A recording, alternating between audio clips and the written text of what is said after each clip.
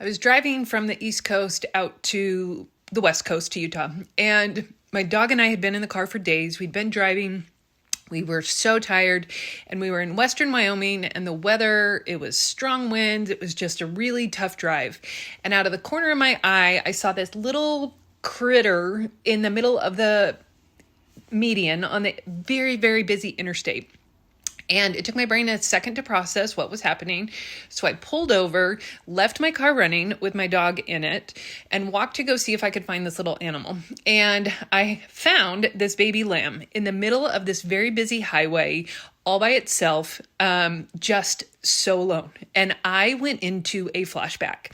Fully 100% from my child essay. I knew what was happening, and I still went into a flashback. And I started projecting my feelings of loneliness and helplessness and hopelessness on this little baby lamb who I found in the middle of the highway.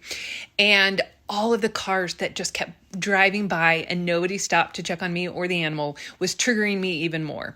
And so I picked up the animal. There was another car that stopped, actually. It was a nice family. We sat around, we were trying to figure out what to do. We called all the powers that be, and there was really nobody that was giving us some helpful information. And this little lamb was covered in tar, and it was starving and alone. And I got really triggered.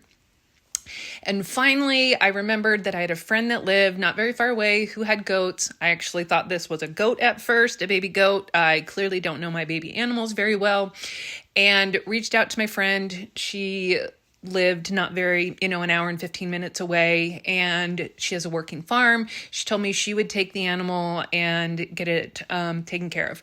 So this other family and I, we put the animal in my car, and I drove to go see my friend. And the whole time that I was driving there, I was sobbing. And I knew that I was projecting my feelings of wounding onto this little animal. But the fact that nobody was stopping to help other than this one family, and just these feelings of loneliness was so profound. And even though I knew it was happening, I logically knew what was happening, I still could not stop my body. Luckily, my friend had her farm. The animal, the little lamb, was alive when we got there and is now happy and thriving on a farm. And that just brought so much peace and healing to my soul. This video is getting long. There's the second part, so check out part 2.